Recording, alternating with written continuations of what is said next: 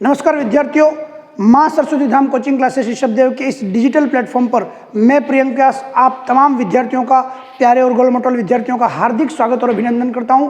प्यारे विद्यार्थियों, आज एक बहुत ही ज्वलंत मुद्दा लेकर के आया हूं, जिसके लिए काफ़ी समय से कुछ बच्चे डिमांड कर रहे थे, कुछ बच्चों ने निजी कमेंट भी किए हुए हैं हिमांशु सर को, हमको रिक्वेस्ट आई हुई थी। तो आज इस मुद्दे को हम बहुत ही विस्तृत रूप से समझेंगे। इस ज्वलंत मुद्दे को क्या, कैसे, क्यों, किस प्रकार से और क्या उपाय हैं, सब कुछ बातचीत करेंगे। आइए चलते हैं। आज का हमारा जो मुद्दा है मित्रों, वो है कि आखिर क्यों पेट्रोल डीजल जो है वो लगातार मित्रों क्या होता जा रहा है, बहुत ही महंगा होता जा रहा है और उसकी मार तमाम नागरिकों के ऊपर पड़ रही है। तो क्या कारण है कि पेट्रोल और डीजल बहुत ही ज़्यादा तीव्र गति से महंगा होता चला जा रहा है और आखिर क्या कारण है, कैसे उसको हम समझेंगे।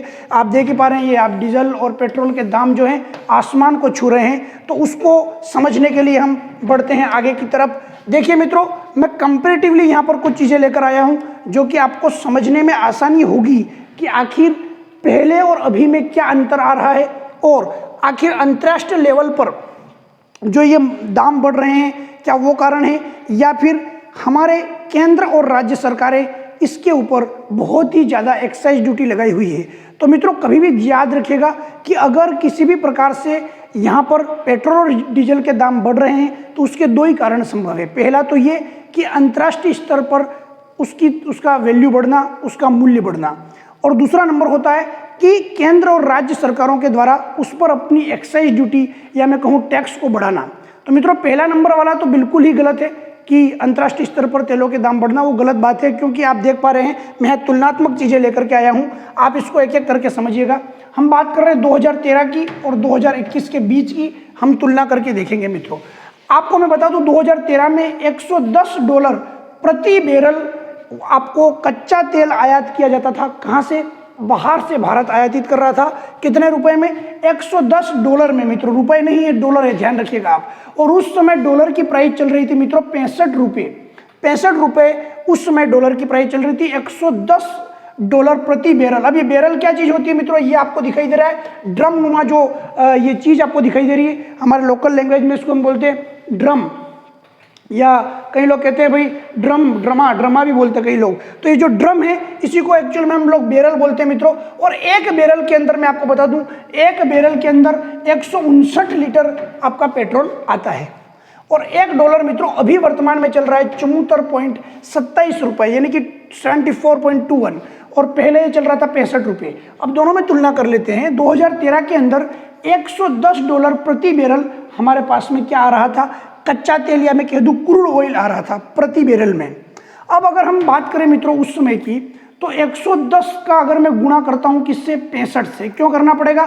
क्योंकि 110 दिया हुआ डॉलर में, मुझे कन्वर्ट करना है रुपीज में, पैसों में। तो मैं यहाँ पर $1 का 65 रुपया उस समय चल रहा था, उसके हिसाब से जब इसको मैं कैलकुलेट करूंगा तो 110 × 65 जब हम करेंगे तो आएगा 7,150 रुपये। यानी कि 2013 में 7,150 रुपीज़ के अंदर मित्रों पर बैरल हमको क्या मिल रहा था? क्रूड ऑयल मिल रहा था। यानी कि मैं आपको फिर से एक यहाँ पर क्लियर कर दूं, यह वीडियो केवल ज्ञान को बढ़ाने के लिए आपके सामने पेश किया जा रहा है, क्योंकि आम जनता तक इस महत्वपूर्ण टॉपिक के बारे में बारीकी से जानकारी नहीं होती है। इसका किसी प्रकार की कोई पॉलिटिक्स, किसी प्रकार की कोई राजनीति, किसी प्रकार की कोई राजनीतिक संगठन से कोई लेना देना नहीं है। केवल ज्ञान बढ़ाने के उद्देश्य से मैं आपके सामने आज ये वीडियो लेके आया हूँ। तो इसको न्यूट्रल होकर देखिएगा, न तो आप किसी दूसरी पार्टी का समझिए और न एक और विपक्ष और पक्ष की पार्टी का समझकर इसको नहीं देखिएगा। आप एक विद्यार्थी समझकर, एक विद्यार्थी बनकर, एक आम नागरिक बनकर इस वीडियो को देखिएगा, तभी आप यहाँ पर ज्ञान का वर्धन कर पाएंगे, क्योंकि ज्ञान वर्धनम परम ध्येय हमारा ध्येय है। मित्रों, आपको मैं बता दूं 7,150 रुपये में प्रति बैरल आ रहा था। अब यदि हम बात करें मित्रों उस समय की क्रूड ऑयल 1 लीटर की उस समय भारतीय मूल्य के हिसाब से क्या वैल्यू चल रही थी, तो यदि हम निकालें तो 7,150 में मैं 159 का क्या कर देता हूँ? भाग। क्योंकि मैंने अभी आपको बताया कि ये जो बैरल है वो एक बैरल बराबर होता है 159 लीटर के। कई कंपटीशन एग्जाम में पूछा जाता है एक बैरल बराबर 159 लीटर। तो मैं यहाँ पर 7150 में 159 का क्या कर देता हूँ, भाग देता हूँ, तो आपके सामने मूल्य निकल कर आता है 44.96 रुपीज़, यानी लमसम मान करके चलिए 45 रुपीज़, यानी 45 रुपये में पर लीटर क्रूड ऑयल आयात किया जा रहा था 2013 में। अब देखिए मित्रों, उस समय जब ये 45 रुपये में मंगाया जा रहा था क्रूड ऑयल, जो कि कच्चा माल होता है, अभी उसको रिफाइन करना होता है तो गवर्नमेंट का उस पर भी खर्चा आता है, तो कंप्लीट रिफाइन वगैरह करके गवर्नमेंट, केंद्र सरकार अपना खुद का टैक्स लगाकर और फिर अन्य राज्य सरकारें अपना स्वयं का भी अलग अलग प्रकार से टैक्स लगाकर उसको मित्रों लगभग 75 से 80 रुपीज़ के बीच में पर लीटर के हिसाब से बेचा जा रहा था, पर लीटर के हिसाब से बेचा जा रहा था। और अंतर क्या आ रहा था, क्रूड ऑयल और रिफाइनरी ऑयल तक आते आते अंतर आ रहा था 30 रुपये। अब आपको ये समझना होगा कि इस 30 रुपये में केंद्र सरकार जो है वह भी अपना क्या निकल रही थी, टैक्स लगा रही थी, इसके अंदर राज्य सरकारें भी अपना अपना टैक्स लगा रही थी, रिफाइनरी कंपनियां वगैरह है और अन्य जो कुछ भी रिफाइनरी का खर्चा आता है वो सारा कुछ इस 30 रुपये से निकाला जा रहा था, यानी क्रूड ऑयल 45 रुपीज़ में आ रहा था और बिक रहा था यहाँ पर 75 से 80 रुपीज़ के मध्य। अब चलते हैं मित्रों 2021 में, यानी वर्तमान में, जो आपको समझना है।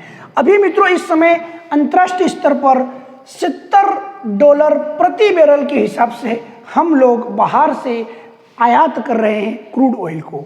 अब आप समझिएगा, उस समय वैल्यू थी इसकी $110 प्रति बैरल, अभी अगर आप देखें तो $70 प्रति बैरल के हिसाब से हम आयातित कर रहे हैं। तो ये बहाना बनाना कि अंतर्राष्ट्रीय लेवल पर इसका मूल्य बढ़ रहा है, बिल्कुल गलत बात है। अंतर्राष्ट्रीय लेवल पर तो इसका मान घट गया है, आप देख पा रहे हैं। दूसरी चीज हम बता देते हैं कि अभी जो $1 जो है मित्रों, $1 अभी भारतीय मुद्रा के हिसाब से 74.27 मूल्य का बन चुका है। तो यहाँ पर अगर मैं देखूँ तो रुपया कहीं ना कहीं इसके मुकाबले थोड़ा सा यहाँ रुपया कमजोर हो गया है, क्योंकि $1 में 74.27 रुपये आ जा रहे हैं, जबकि पहले $1 में केवल 65 रुपये आया करते थे। अब हम बात करते हैं मित्रों कि अगर इसकी टोटल प्राइस हम कन्वर्ट करके निकालें तो 70 × 74 कर देता हूँ। $70 में था, उसको हम रुपीज़ में कन्वर्ट कर रहे हैं, $1 में 74.27 होता है, तो मैं मोटा तौर पर मान करके 74 मान रहा हूँ। दोनों का मल्टीप्लाई करेंगे 5180 रुपीज़, 5180 रुपये में प्रति बैरल जो है गवर्नमेंट हमारी क्या खरीद रही है, क्रूड ऑयल खरीद रही है मित्रों, यानी 5180 रुपये में। पहले क्या खरीदा जा रहा था 7150 में, अभी क्या खरीदा जा रहा है 5180 रुपये में खरीदा जा रहा है, यानी अभी सस्ता खरीदा जा रहा है। 5180 को अगर मैं प्रति लीटर में कन्वर्ट करने की कोशिश करूं कि आखिर भारतीय मुद्रा के हिसाब से हमको प्रति लीटर क्रूड ऑयल का कितना भुगतान करना पड़ रहा है, तो गवर्नमेंट भुगतान कितना कर रही है, 5180 में 159 का भाग लगा दो, क्योंकि एक बैरल में कितना होता है 159 लीटर।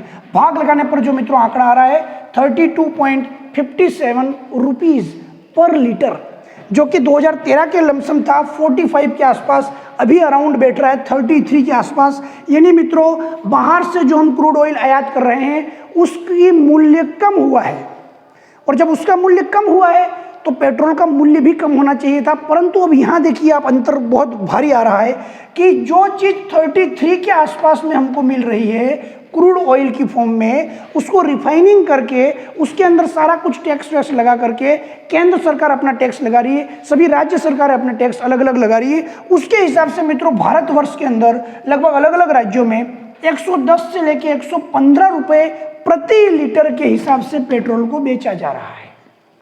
अब यदि क्रूड ऑयल और वास्तविक बिक्री मूल्य का अगर हम अंतर निकालें तो वो 77 रुपीज़ आ रहा है, यानी मित्रों कम से कम केंद्र सरकार भी 30 से 35 रुपये पर लीटर के हिसाब से और राज्य सरकारें भी 30 से 35 के हिसाब से लगभग निकाल रही है, और 4 से 5 रुपये के हिसाब से आप देखें तो कुछ रिफाइनिंग जो कंपनियां हैं वो निकल रही है। यानी आप देख सकते हैं बिल्कुल जस्ट डबल से भी ज़्यादा, यहाँ 30 के आसपास बैठ रहा है, यहाँ बैठ रहा है 77 रुपीज़। बहुत ही ज़्यादा टैक्स लगाया जा रहा है केंद्र सरकार के द्वारा भी और राज्य सरकार के द्वारा भी। खास करके अगर आप देखें तो राजस्थान में इसका टैक्स बहुत ही ज़्यादा लगाया गया है, जिस कारण से राजस्थान में अन्य राज्यों की तुलना में आप देखेंगे पेट्रोल की कीमतें और डीजल की कीमतें बहुत ही शिखर पर पहुंच गई है। तो ये मित्रों मैंने आपको एक बेसिक अंतर बताया। अब आगे बढ़ते हैं, हम आगे की ओर बढ़ते हैं और समझते हैं कि आखिर ऐसा क्यों किया जा रहा है और क्या कारण है, क्या सॉल्यूशन है, सब कुछ हम बात करेंगे कि आखिर क्या ऐसा कारण है, वाई इस तरीके की हरकत की जा रही है। आप इस चीज़ को समझने का प्रयास करें मित्रों कि पहले जो पेट्रोल डीजल के दाम थे वो यहाँ थे, धीरे धीरे ये बढ़ने लगे और एक समय आया ये आसमान छूने लगे मित्रों। बिल्कुल जो ये एक आम शख्स है, एक आम नागरिक है, उसकी हालत ऐसी खराब हो गई कि बूंद बूंद को तरस गया है। वो आपने एक बीच में वीडियो भी कहीं न कहीं देखा होगा कि जब अगर वो जा रहा है कहीं पर पेट्रोल भरवाने के लिए तो एक एक बूंद को चेक कर रहा है। अगर बूंद रह जा रही है तो क्या कर रहा है, कपड़े से उसको बूंद को निकाल के निचोड़ रहा है अंदर, और भी देख रहा है अंदर झांक करके कि पेट्रोल रह तो नहीं गया भाई, मैंने पैसा दिया है। तो अंदर से ऐसे निकाल करके निचोड़ करके निकालने का कोशिश कर रहा है। कारण क्या है मित्रों, बूंद बूंद को तरस गया ये व्यक्ति, आम नागरिक, क्योंकि पेट्रोल भाई साहब तो आसमान तक पहुंच गए हैं, गाड़ी चलाना बड़ा मुश्किल इस समय होता जा रहा है। तो पेट्रोल की बात करूं, डीजल की बात करूं, सभी कुछ बढ़ रहा है। आपको मैंने समझा दिया है। बैरल जो है मित्रों ये इस तरीके का आपको दिखाई देता है। एक बैरल के अंदर मित्रों 159 लीटर, जी हाँ आपको मैं बता दूं 159 लीटर पेट्रोल आया करता है, जो कि क्रूड ऑयल की फॉर्म में भारत सरकार इसको क्या करती है, आयातित करती है। आगे बढ़ते हैं, आगे इस चीज को हम समझने का प्रयास करते हैं कि पहले की मूलभूत आवश्यकताएं मित्रों क्या थी और आज की मूलभूत आवश्यकता क्या है। प्रश्न वहीं आकर खड़ा होता है कि आखिर एक आम नागरिक को, एक आम व्यक्ति को क्या चीज चाहिए, वहीं पर प्रश्न आकर खड़ा हो जाता है। तो मैं आपसे पूछना चाहता हूं मित्रों कि पहले जो मूलभूत आवश्यकताएं हुआ करती थी वो क्या होती थी, रोटी, कपड़ा, मकान और रोजगार। मित्रों ये अभी आजादी के 70-75 साल बीत जाने के बाद भी ये सारी की सारी समस्या आज भी वर्तमान में भी मूलभूत आवश्यकताओं में आ रही है। आज भी चुनावी मैनिफेस्टो के अंदर रोटी, कपड़ा, मकान और रोजगार लिखे जा रहे हैं। तो मित्रों इसका अर्थ तो ये हुआ कि आज़ादी से लेकर अब तक लगातार ये समस्या बनी ही रह रही है, जो कि लगातार हर 5 साल बाद हर एक प्रकार के जो जनप्रतिनिधि है उसकी मैनिफेस्टो में आती है। इसका मतलब क्या हुआ, वो लोग इन 4-5 आवश्यकताओं को कंप्लीट करने में फेलियर साबित हुए हैं। सभी लोग, मैं कहूँगा सभी प्रकार के जनप्रतिनिधि। उसके अलावा मित्रों वर्तमान में, पहले तो केवल यहीं तक सीमित थे हम लोग, वर्तमान में ये तो है ही, इनके साथ साथ पेट्रोल और डीजल भी मूलभूत आवश्यकता बन चुका है, क्योंकि हर व्यक्ति, हर घर में एक वाहन, 2 पहिया वाहन, या मैं कह दूँ कोई 4 पहिया वाहन, और मैं अपना कह दूँ रोजगार के लिए इधर उधर दौड़ना होता है। उसके अलावा कोई जैसे मान लो बीमार हो गया है तो उसको आवाजाही करनी होती है, किसी को अपने रोजगार के लिए आवाजाही करनी होती है, किसी को अपने एक जगह से दूसरी जगह पर जाकर के नौकरी करनी होती है। कई प्रकार की चीज़ों के लिए मित्रों पेट्रोल और डीजल की आवश्यकता बढ़ती है। कोई यदि बस से भी ट्रैवल कर रहा है तब भी उसका किराया बढ़ेगा। अगर पेट्रोल डीजल का मान बढ़ेगा तो बस वाला किराया बढ़ेगा। किराया किस पर आएगा, जो वहाँ पर वाहन, जो यात्री जा रहे हैं उन पर। कुल मिलाकर के एक मूलभूत आवश्यकता के अंतर्गत ये आ रहे हैं। गैस की टंकी जिसके माध्यम से हम लोग खाना पकाने का कार्य कर रहे हैं, मूलभूत आवश्यकता है। खाने का जो तेल है मित्रों वो भी मूलभूत आवश्यकता है। लेकिन सोचने वाली बात यह है कि ये मूलभूत आवश्यकताओं का मान ही, इनकी वैल्यू ही इतनी बढ़ा दी जा रही है कि एक आम नागरिक की पहुंच से धीरे धीरे ये दूर होती जा रही है। व्यक्ति खाएगा क्या, कमाएगा क्या, रहेगा कैसे, जीवन यापन कैसे करेगा, इस पर सोचने की आवश्यकता है। मैं तमाम लोगों से कहूँगा कि इसको एक बार जरूर ध्यान से आप देखें, समझें कि आखिर हम कहाँ जा रहे हैं। दूसरी चीज़ मित्रों हम यहाँ पर डिस्कस करें कि इन सभी चीज़ों के मान जब बढ़ रहे हैं, इनका मूल्य जब बढ़ रहा है, जो भी मैंने मूलभूत आवश्यकताएं बताई है आपको, उनका जब पैसा बढ़ता है तो सबसे ज़्यादा इफेक्ट कहाँ हो रहा है। तो मित्रों हमारे समाज के अंदर 3 धड़े यहाँ पर निवास करते हैं, 3 प्रकार के वर्ग निवास करते हैं। एक है गरीब वर्ग, एक है मध्यम वर्ग और एक है अमीर वर्ग। मित्रों आपको मैं बता दूं, अधिक प्रभावित तो होता ही है गरीब, क्योंकि गरीब की पहुंच से ये सारी मूलभूत आवश्यकताएं महंगी हो जाने के कारण से उसकी पहुंच से दूर हो जाती है। और अगर उसकी पहुंच से दूर हो जाती है तो वो जो कुछ करना चाहता है बेचारा नहीं कर पाता है, अपनी सारी आकांक्षाएं उसके मन में दब कर रह जाती है। यदि किसी गरीब व्यक्ति के पास कोई वाहन है और उसके माध्यम से यदि वो कुछ इधर से उधर रोजगार करने का प्रयास कर रहा है, कोई चीज़ सेल करने का प्रयास कर रहा है, नहीं कर पाता और आखिर में इतना पेट्रोल डीजल बढ़ जाएगा तो उसको अपने वाहन भी बेचने होंगे। कुल मिलाकर के इसके ऊपर एक अतिरिक्त भार आता है। वैसे तो गरीबों के पास 2 पहिया वाहन और 4 पहिया वाहन नहीं होते, परंतु वो लोग इधर से उधर कहीं यात्रा तो करेंगे, उसके लिए उनको बस में भी बैठना होगा, उसके लिए उनको टेम्पो में बैठना होगा, उनको अपना काम करने के लिए जीप में, टेम्पो में, टैक्सी में बैठना होगा और वहाँ पर किराया बढ़ जाएगा। जब पेट्रोल डीजल बढ़ जाएगा तो किराया बढ़ जाएगा। इतना किराया देने के लिए ये सक्षम नहीं होंगे तो ये उसके तले दब जाएंगे। खाना पकाने के लिए, हर चीज़ के लिए मित्रों ये लोग संघर्ष करेंगे। गरीब गरीब ही रह जाएगा, आगे नहीं बढ़ पाएगा। फिर बात करते हैं मध्यम वर्ग परिवार की। मित्रों सबसे ज़्यादा सर्वाधिक प्रभावित होता है मध्यम वर्गीय परिवार, क्योंकि ना तो ये अमीर में जा रहा है न ये गरीब में आ रहा है। गरीब है तो हम कह सकते हैं कि चलो गरीब है, अमीर है तो हम कह सकते हैं कि चलो बहुत पैसा है, कोई फर्क नहीं पड़ रहा है। गरीब के पास में जो चीज़ें महंगी हो रही है तो कई लोगों के पास वाहन नहीं है तो उनको ज़्यादा कोई फर्क नहीं पड़ता है। लेकिन मध्यम वर्ग के परिवार मित्रों एक ऐसा परिवार है, ना तो इधर आ रहा है ना इधर आ रहा है, बीच में फंस जाता है। और हमेशा जो बीच की स्थिति होती है वो बड़ी भयानक होती है। वो हमेशा कुछ अच्छा करने का प्रयास करता है, महंगाई बढ़ती, और सबसे ज़्यादा महंगाई की जो मार झेलने वाला परिवार है, वर्ग है, वो कौन सा वर्ग है? मध्यम वर्गीय परिवार। बिल्कुल उस महंगाई के नीचे दब करके समाप्त हो जाते हैं मित्रों, ऊपर नहीं आ पाते हैं। और बात करते हैं अमीर वर्ग की मित्रों, इनको कभी कोई फर्क नहीं पड़ता। इनके पास पैसा ही इतना होता है कि आप चाहे कितनी महंगाई बढ़ा दो, इन लोगों की सेहत पर कोई फर्क पड़ने वाला नहीं है। क्योंकि मित्रों ये एक तरीके का समुद्र हैं ये लोग, और समुद्र से अगर एक लोटा पानी बाहर भी निकाल लो तो कोई फर्क पड़ने वाला नहीं है। लेकिन ये लोग जिनके पास में एक लोटा ही पानी है, उस एक लोटे पानी से ही अगर आप एक लोटा पानी उनसे मांगने जाओ तो वो आपका लोटा आपके माथे पर मार देगा। इतना ज़्यादा वो बेचारे एक तरीके से फ्रस्ट्रेट हो जाते हैं। क्योंकि समुद्र के पास एक लोटा पानी निकालोगे उसकी सेहत पर कोई फर्क नहीं पड़ेगा भैया, लेकिन जिसके पास है ही एक लोटा पानी, उससे एक लोटा पानी मांगने जाओगे तो माथे में मारेगा लोटा, वो क्या करेगा? ये स्थिति मित्रों बन रही है। आगे बढ़ते हैं। आप मुझे बताइए कि राजस्थान के अंदर अगर हम बात करें तो सबसे ज़्यादा पेट्रोल की प्राइस मित्रों आसमान छू रही है। सबसे ज़्यादा एक्साइज ड्यूटी लगाई जा रही है, सबसे ज़्यादा टैक्स लगाया जा रहा है राजस्थान के अंदर। ये विभिन्न जिलों की आप कैटेगरी वाइज आप देख सकते हैं मान। यहाँ पर सबसे कम यहाँ पर दिखाई दे रहा है कोटा के अंदर, और उदयपुर का आपको दिखाई दे रहा है लगभग 111 पॉइंट समथिंग के आसपास है। और अगर मैं बात करूं मित्रों तो पेट्रोल सस्ता होने के बावजूद भी राजस्थान के अंदर जो सबसे ज़्यादा श्रीगंगानगर के अंदर 116 के समथिंग 117 के समथिंग पेट्रोल बिक रहा है। सबसे ज़्यादा अगर कहीं पर मान बढ़े हुए हैं पेट्रोल और डीजल के तो वो है राजस्थान, क्योंकि यहाँ पर एक्साइज ड्यूटी घटाई नहीं जा रही है। अभी वर्तमान में 5 रुपये केंद्र सरकार ने घटाए हैं और अन्य राज्यों ने भी घटाए।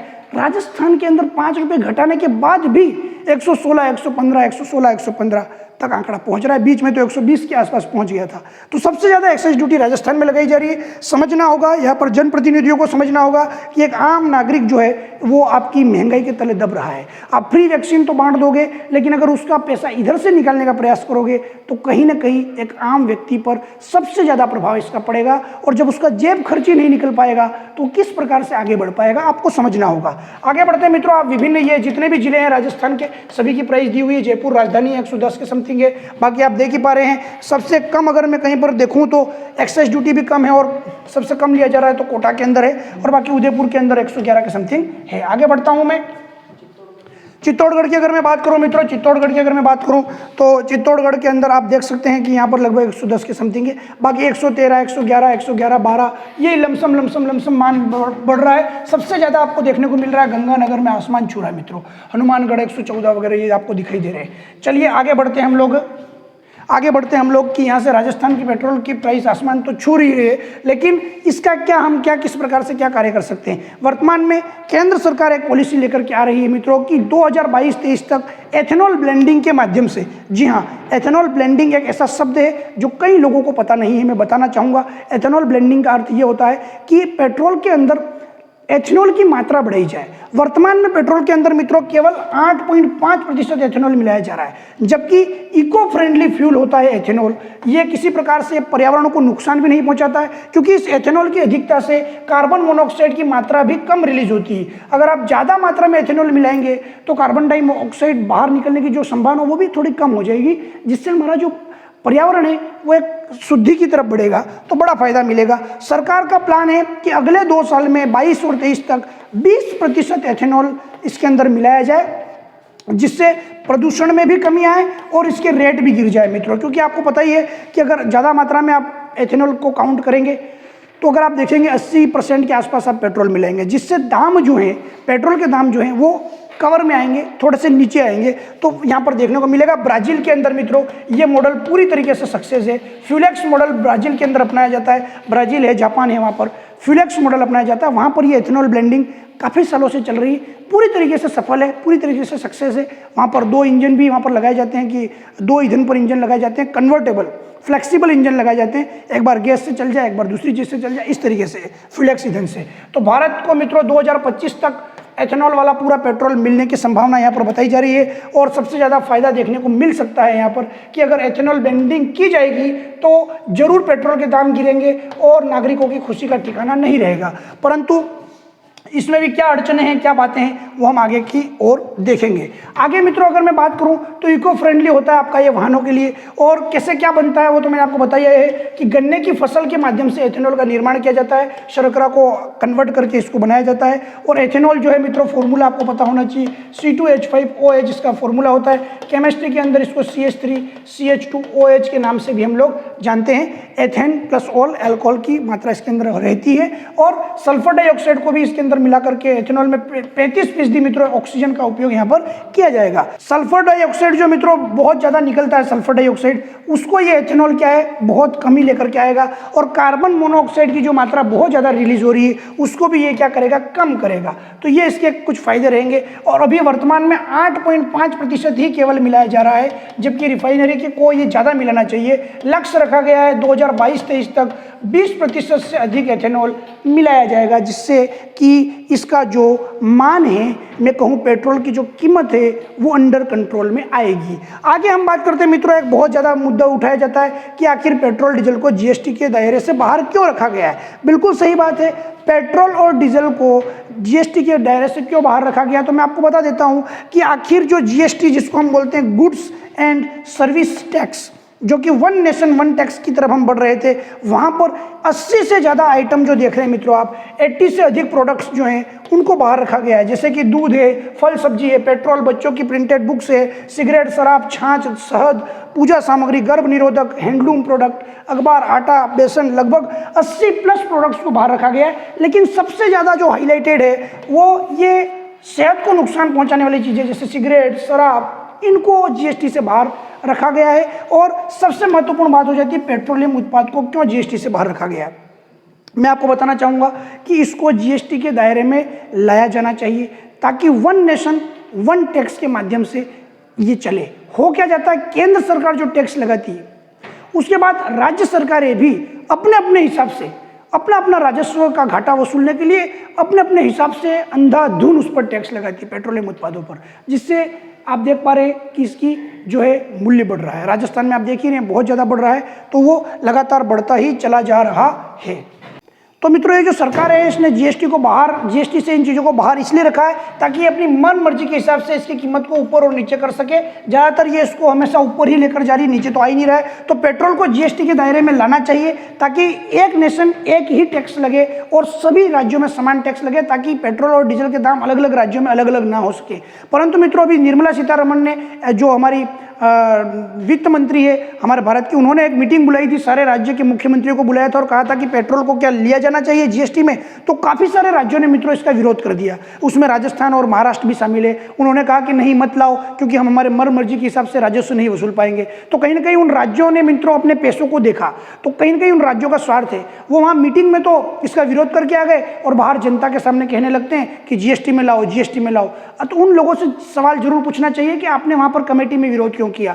तो मित्रों क्या उपाय किए जाने चाहिए, पेट्रोल, डीजल, तेल, गैस टंकी को मित्रों जीएसटी में 100% लाना चाहिए, ये इसका एक उपाय है। शराब, सिगरेट, गुटखा, तंबाकू, अन्य लग्जरी जो वस्तुएं हैं उन पर टैक्स बढ़ाया जाना चाहिए मित्रों, क्योंकि ये सारी की सारी चीजें शरीर को, सेहत को नुकसान पहुंचाने वाली है। और सरकार को चाहिए कि जितना टैक्स वो पेट्रोल पर लगा रही है उससे ज्यादा टैक्स शराब और सिगरेट पर लगाए, ताकि वहां का टैक्स कम करे। वो हर व्यक्ति यूज में लेता है, ये हर व्यक्ति यूज में नहीं लेता, ये खराब चीजें हैं, सेहत को नुकसान पहुंचा रही है, आर्थिक स्थिति को नुकसान पहुंचा रही है। इन पर बढ़ा दो तो जो लोग इसको यूज कर रहे हैं उनकी संख्या भी कम होए। लेकिन सरकार तो चाहती है कि लोग ज्यादा शराब पिए ताकि ज्यादा उनके पास में पैसा आता रहे, तो गलत चीजें, नीति बदलनी चाहिए। एथेनॉल की मात्रा मित्रों यहाँ पर बढ़ाई जानी चाहिए, एथेनॉल ब्लेंडिंग की जानी चाहिए 20% के आसपास। और चुनावी वादों का मित्रों हिसाब लेना चाहिए, वादों का रिपीटेशन नहीं होना चाहिए। देखने में आता है कि लगातार वादे रिपीट होते हैं। एक बार 5 साल में आप देखेंगे नेता एक बार अपने मैनिफेस्टो के अंदर जो वादे लेके आ गया, अगले 5 साल में वापस वही लेके आए, तो उससे पूछ लीजिए कि क्या भैया इस 5 साल में तो ये पूरे नहीं कर पाया,